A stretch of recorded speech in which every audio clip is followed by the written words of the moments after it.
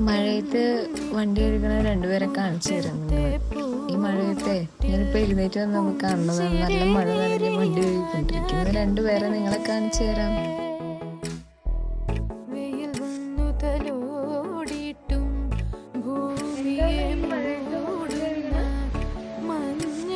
മഴ നനഞ്ഞ് വണ്ടി ഒഴുകി ചായ കൊണ്ടുപോകും. അത് മതി.